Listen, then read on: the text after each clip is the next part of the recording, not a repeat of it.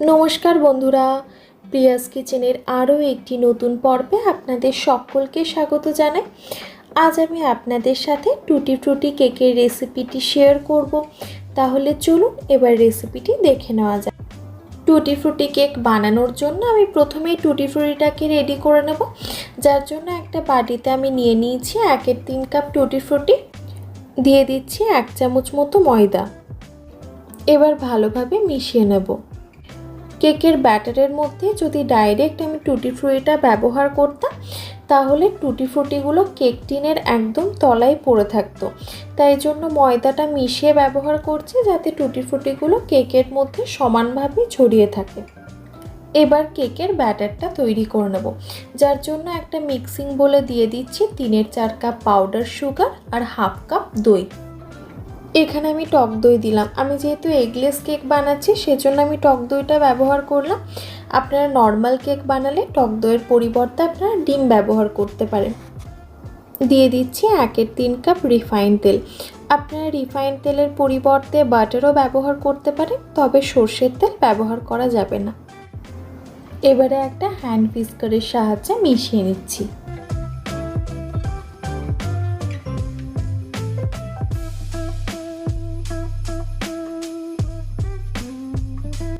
এরপর যে উপকরণগুলো ব্যবহার করব সেগুলো একটা ছাঁকনির সাহায্যে ছেঁকে তারপরেই ব্যবহার করব। যার জন্য দিয়ে দিচ্ছি 1 কাপ পরিমাণে ময়দা। আপনারা চাইলে ময়দার পরিবর্তে আটাও ব্যবহার করতে পারেন। দিয়ে দিচ্ছি হাফ চামচ মতো বেকিং সোডা, 1 চামচ বেকিং পাউডার আর একদম সামান্য একটু লবণ।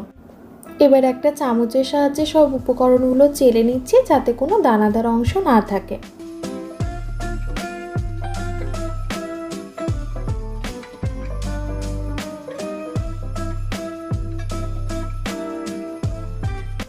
এবার একটা হ্যান্ড হুইস্কারের সাহায্যে সব উপকরণগুলো ভালোভাবে মিশিয়ে নিচ্ছি।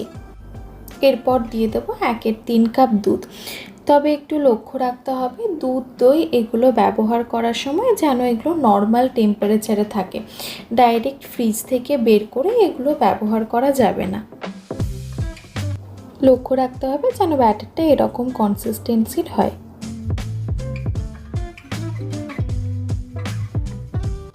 এরপর দিয়ে দিচ্ছি টুটি ফ্রুটি। আমি 80% মতো টুটি ফ্রুটি এখন ব্যবহার করলাম আর বাকিটা রেখে দিলাম পরে গার্নিশ করার জন্য। এবারে একটা হ্যান্ড হুইস্কারের সাহায্যে ভালোভাবে মিশিয়ে দিচ্ছি। দিয়ে দিচ্ছি 1 চামচ মতো ভ্যানিলা এসেন্স।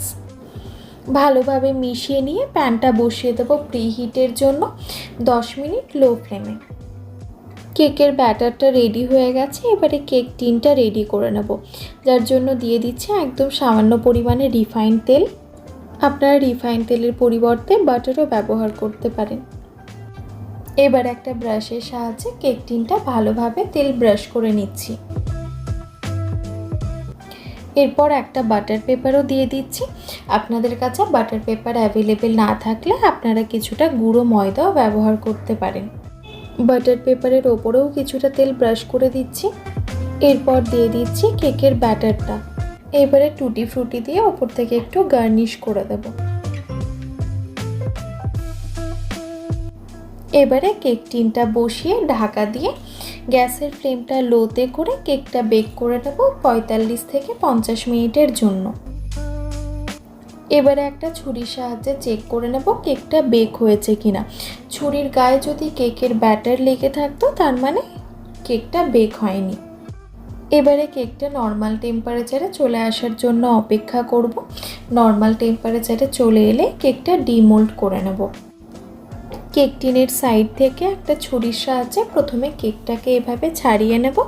তারপর একটা প্লেটের মধ্যে কেকটাকে উল্টে একটু ট্যাপ করে তারপর ডিমোল্ড করে নেব।